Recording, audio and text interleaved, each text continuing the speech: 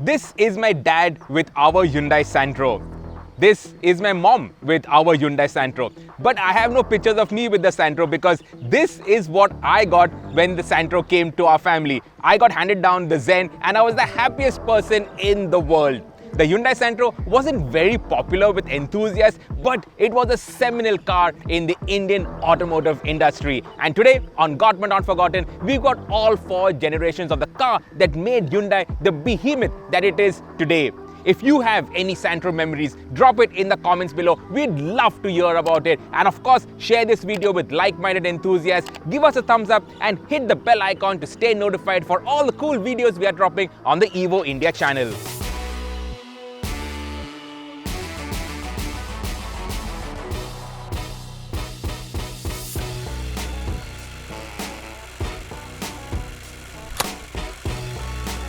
Let's start at the beginning, 1998. That was when the Santro was launched and it was very controversial in terms of styling. We actually will talk about the styling a little later because this was actually sort of adapted to Indian taste, especially at the back. So we'll talk about that. But when it was launched, it got the 999cc fuel-injected engine, and barely a year later, Hyundai upgraded to the emission norms. Now, the Supreme Court was mandating Euro 1 emission norms, but Hyundai, they took a jump and went straight to Euro 2. That allowed them to sell the Santro in as many numbers as they could make all over the country, and Hyundai used that to really push the case of Hyundai being the technology leaders in the country. The Santro was also the first tall boy in the country, so in the same footprint as all the other Marutis, because of the massive headroom, it liberated a lot of space and it was really actually very spacious. Now, 2 years later came sort of an upgrade. It's same body, that has not been changed, but it got a different grille, different headlamps. It's got this, they called it the Millennium styling because it was 2000 and the whole Y2K thing was blowing up. It also got a spoiler at the rear, so that was one of the big talking points of the Millennium styling. And then they upgraded the engine to a 1.1 liter engine. So from 54 bhp, it went up to 65 odd bhp. It did become more powerful, and these engines were very torquey. We'll talk about that when we are driving it.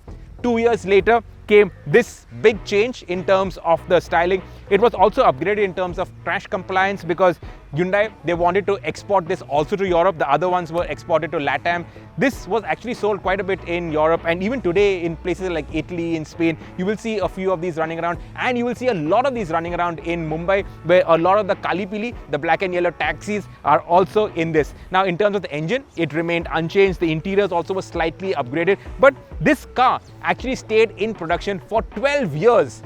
And then once it went out of production, there was a gap of 3 years before the Santro was reborn. Now, this Santro has a lot more in common with the i10 than with any of these other cars. Even the engine was borrowed from the i10, and the Santro is still in production. So it hasn't gone, it hasn't been forgotten, but those are the OG Santros, and that's what we will head out and drive.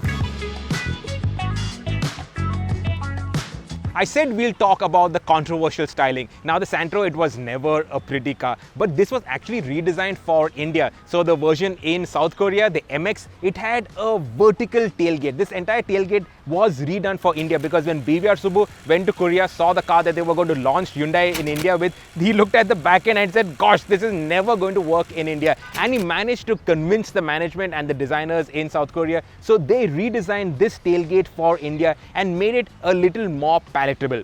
Then when they moved to the Millennium styling around the 2000s, it got this rear spoiler, made it a little more attractive. It got a rear wash wipe, actually no wash, only rear wipe. This was the Zip Plus version. And then finally, when they upgraded it to this generation that sold for the longest time, it became a little more rounded, a little more curvy. To my eye, the nicest looking of all the Santro generations. But that was done specifically for India. The first instance of a global car being redesigned for Indian tastes.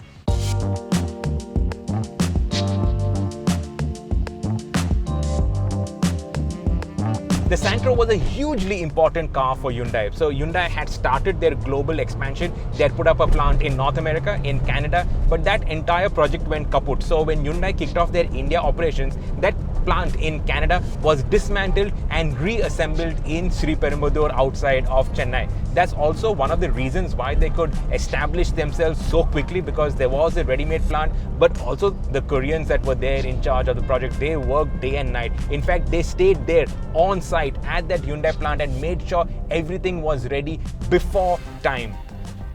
Now, in terms of the Santro itself, it's not like they took a car that they were selling all over the world and they brought it to India. This car was significantly re-engineered. We talked about the tailgate that was redone for Indian taste, but it was also re-engineered for India. The engine, for instance, this was upgraded for India. So in Korea, they were selling it with the 790 odd cc engine. This engine was increased in capacity to take Indian conditions and loads into account. The aircon compressor, this was upgraded for Indian heat. This was fuel injected, one of the first fuel injected cars to come to India, and it had a 12 valve head.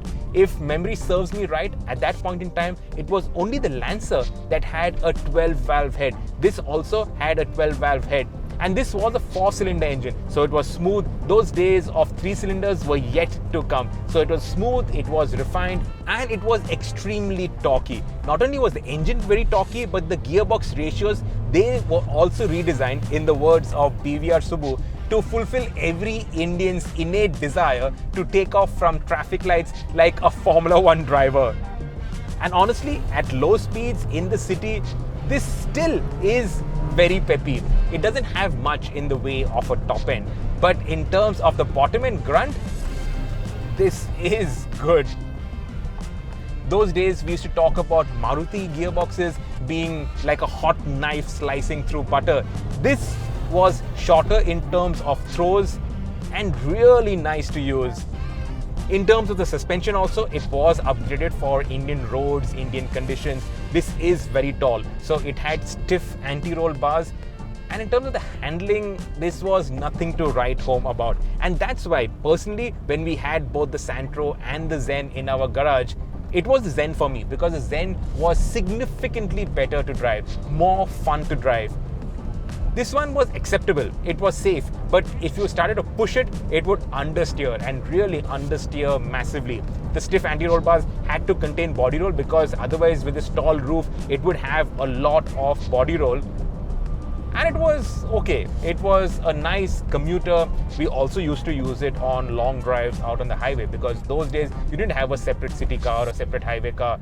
One car had to do everything, and this we did long distances also in it. It was safe, it was comfortable. It was actually a car that was safer than the other equivalent hatchbacks, because this was a more modern platform which they wanted to export all over the world, so they did engineer it to be a little safer than the other cars. Those days obviously there were no crash safety norms and everything, so we don't know how exactly and precisely safe it was. But nobody really complained about the Santro. On the ride quality front, I must point out that when the Santro was launched, it came with 13-inch wheels. And to match the Santro's ride quality, Maruti Suzuki with the Zen, they actually reduced the tire size of the Zen from 13 to 12 inches with higher profile rubber. That was in an attempt to match, but it could not match really the Santro's ride quality. What Maruti ended up doing was actually cutting out the handling chops of the Zen, so it became a little sloppy, not as direct. So the Santro actually had to push other manufacturers to upgrade their game in terms of ride compliance and in terms of comfort. Now, in terms of comfort, the big talking point obviously is the space inside the Santro. Now, I'm sitting and I like to drive with an arm stretched out position, and I still have more leeway in the seat. I can still move the seat even further behind. The Santro, it was homologated by the ARAI as a 5-seater, whereas the WagonR, which came a little later, and that was also a tall boy, that was only a 4-seater. And that's where this whole war of words between Maruti and Hyundai actually kicked off. Hyundai put out this series of ads, something like Kissa Kursi Ka. So Hyundai, they were not scared of taking on anybody. They were full on. Power steering, at the start, it was only available on the top end version.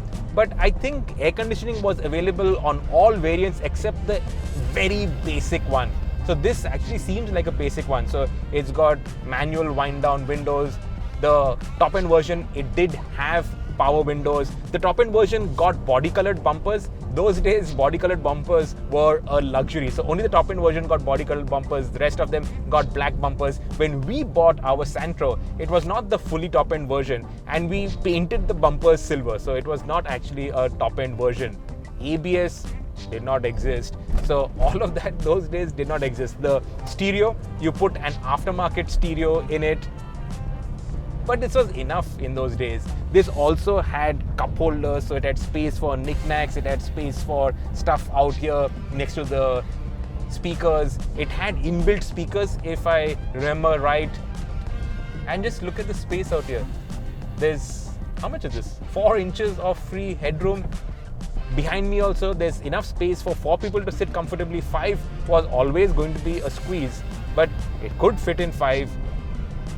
So overall, the packaging, that's what really scored for the Santro. And that actually got people to look away from the styling and look at what all the Santro actually offered in terms of the space, in terms of the features, in terms of the comfort, in terms of the safety. This got side impact beams when other manufacturers did not offer it. They had to later on add on side impact beams.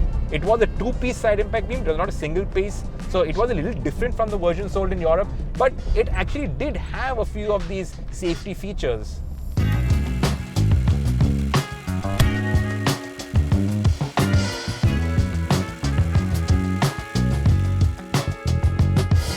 Power steering. What Hyundai noticed was that a lot of people were going to the showrooms, they were driving the cars with power steering and they enjoyed the cars. But then they realized that the 25,000 price gap between the non-power assisted and the power assisted version was too big a gap for customers to jump over, and that's why a lot of them were continuing to stick with the base versions without power steering. So in a model rejig, Hyundai reduced a few features inside the car and they made power steering assisted Santros a little more affordable. So the price gap went up by some 10-12,000. That was it. And that got more people buying Santros with power steering. This one was the Zip Drive, and the Zip Drive became a really popular variant of the Santro. Where does the name Santro come from? It actually comes from Saint-Tropez, the coastal town in the south of France. Hyundai were actually planning on calling this the Nice, N-I-C-E, but they were worried that people wouldn't pronounce it right because N-I-C-E is nice, so Hyundai Nice doesn't have the same ring to it. That's why they stuck with Santro. Hyundai, actually, a lot of their cars are named after places. Tucson is a place in Mexico. Varna wasn't named after that place in Goa, but I think it's named after some other place. What else? Accent is not a place. Santro is not a place. Creta actually comes from some Greek thing. So yeah, it's a mix of their naming strategy.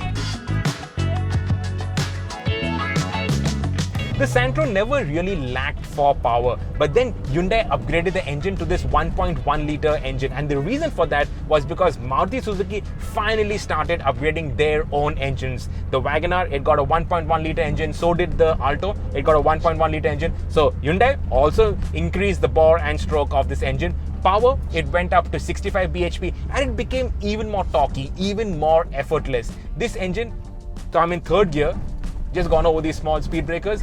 And from third gear at 15 kilometers per hour, it continues to pull without a problem. You could stick it in third gear and drive it in third gear like an automatic gearbox all day long in the city.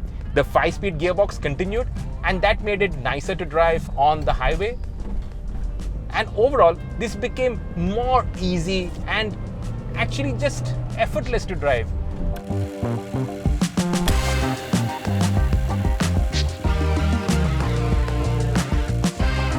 A story on the Santro will be incomplete without talking about the one person who single-handedly built up the brand in the country. Of course, there was BVR Subbu. Of course, there were the senior Korean executives who built the brand, who did all the hard work, the grunt work. But the one person who actually made the brand popular was Shah Rukh Khan.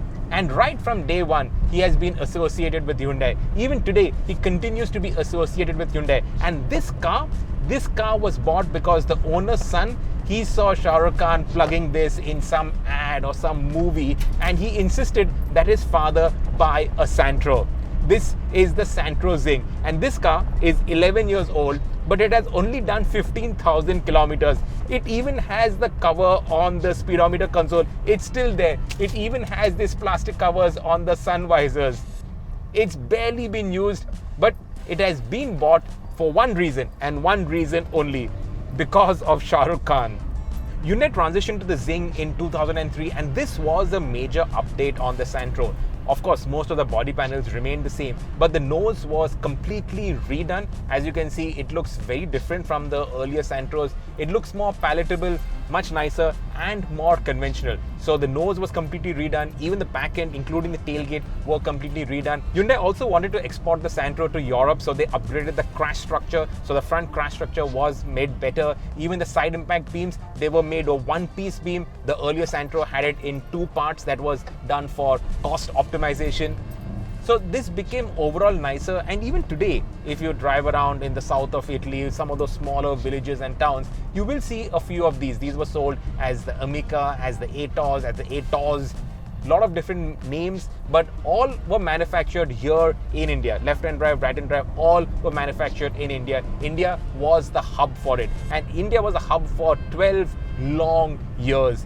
The Santro was the first Hyundai to actually be approved for use by taxis, and that's why you see a lot of these Santros, the Santro Zings, being used by the black and yellow taxis in Mumbai. A lot of other places in the country you will still see these, and one of the reasons why it is so popular among cab drivers is because of its reliability. Nothing really goes wrong with a Santro. We had a Santro, a very first generation Santro in our house, I think for 6 years, 7 years, and apart from the exhaust rusting, that was a big problem, but apart from that, no real problems. Of course, the engines would not burn as cleanly as the Suzuki engine, so if you open the oil filler cap, you would see a layer of black soot, and that shows that the oil is actually burning inside. But that never caused problems with the engine per se. The engine, it never gave any problems, it never broke down.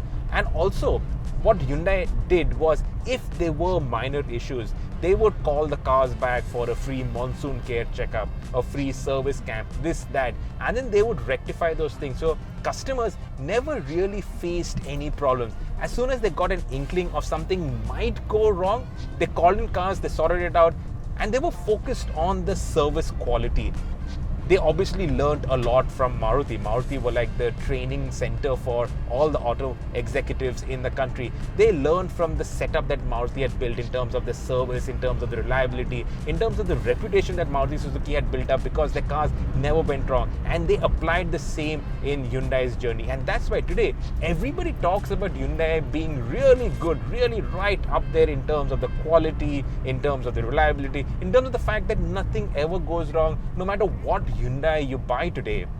In terms of the interior, the basic architecture of the dashboard, it continued unchanged, but there were improvements. So the steering wheel is of a new design. You got this brown and beige color scheme, which actually brightened up the cabin. You got a slight silver finish for the center console, including a factory fitted stereo. So this was flush integrated. Obviously, those days there were no touchscreens and no Apple CarPlay and all of that. The mirrors, those elephant ear mirrors, those were changed, and you got inside adjustment for the mirrors. So that was a welcome move. Others you had to really stretch out and adjust the mirrors. It got power steering, aircon, so obviously everything had. It got power windows, and the windows were conventionally positioned on the door pads. So while this architecture was basically unchanged, it looked a little fresher, a little nicer, a little more appealing.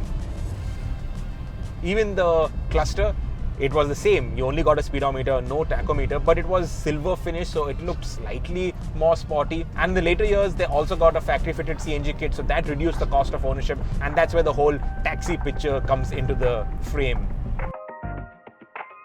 With the generations done, let's go to the new car.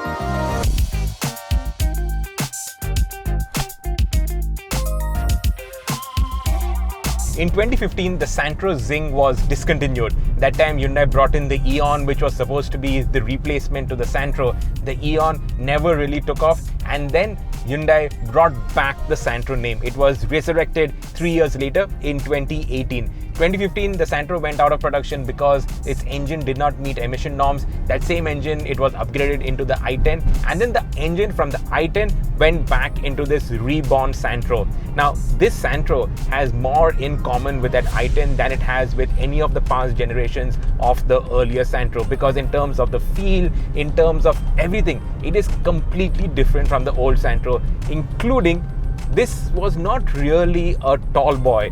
So the way the old Santros were designed, this is a more conventional car. You sit in it, it feels more conventional. You sit a little lower. there is as much space as a Santro. It is slightly wider compared to those earlier Santros, but in terms of space, it is more or less there. But this is not a tall boy. Some people appreciated it because the tall boy was quirky. This is more conventional, but more people did not appreciate it. In fact, by then, Hyundai had started the move upmarket with the i20, then the Creta would come. More people were buying higher end Hyundais, more premium Hyundais, more expensive Hyundais, and fewer people were buying the more affordable Hyundais. So what the Santro and then the later cars did was it built up Hyundai's brand image to such an extent that people would not think twice before putting down 20 lakhs on a Hyundai. Their main rival, which is obviously Maruti, still struggles on that front. Maruti still, their bread and butter are the more affordable cars. But today, Hyundai's bread and butter is the Creta. So it just shows how they use these cars to build, develop and grow and strengthen the brand so that they can command more pricing and get more people to buy more expensive Hyundais. There's no point in me telling you what has changed over the earlier Santro because everything has changed. The dashboard architecture is completely different. In fact, this is a completely new architecture. It does not even have anything in common with the i10, from which this was obviously heavily inspired. The steering wheel is new. It gets controls on the steering wheel. It gets a touch screen. It gets more space, more cubbyhole space in the door pads for your bottles. So all of that is new. A touchscreen infotainment system. The steering is much lighter than what the Santro, even with power steering, used to be. The gear shift, it was repositioned a little further ahead, so ergonomically it is better. The earlier Santro, the gear shift was slightly pulled back. In terms of the shift quality, this is actually pretty good. The engine is smoother, it's more refined.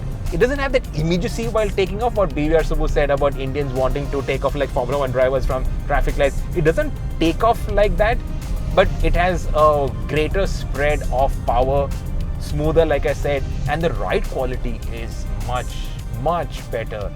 Especially this low speed ride when you're going over speed breakers, it is so much better than those Santros that went past. Overall, this is a much superior car to the Santro, and the fact is that the Santro name, it hasn't gone anywhere and it hasn't been forgotten because it continues to stay in production. The original Santro also was offered with an automatic gearbox. It was a proper conventional torque converter, but it was a 4-speed gearbox. It was imported and it was very expensive. So when they engineered this new Santro, they also put in an AMT gearbox. So that was a change on the transmission front. It never got a diesel engine, even though it was rumored to get a diesel engine, but the Grand i10, only that got the diesel. This did not get a diesel, but this got a factory fitted CNG kit, and a lot of the Santros that are sold right now are with the CNG kit because it does make running costs more affordable. That AMT gearbox, when we first drove it, we said that it was actually very close in terms of refinement to a regular automatic, but an AMT is always an AMT. And Hyundai has actually made a great move forward with their IMT transmissions, where that's the clutchless automatic, where the clutch is operated automatically and you only use the lever to shift gears. And I think that is the future. So Hyundai did experiment with AMT, but what they have now with the IMT gearbox, that is perfect. The Santro has neither gone nor has it been forgotten, and while the original Santro is no longer there, there is an updated version. This is still available in showrooms. You can still go out and buy a Santro. Though obviously today people talk more about the premium high-end Hyundais and not so much about these mass market volume cars. The fact is that Hyundai's reputation, everything has been built on the backs of this car, the Santro. Do you have any Santro memories? Drop it in the comments below. We'd love to hear about it. And if you've enjoyed this episode of Gone But Not Forgotten, give us a thumbs up, hit the subscribe notification, hit the bell icon, share this video with like-minded enthusiasts, and tell us what we should be featuring next on Gone But Not Forgotten. Thank you guys for watching.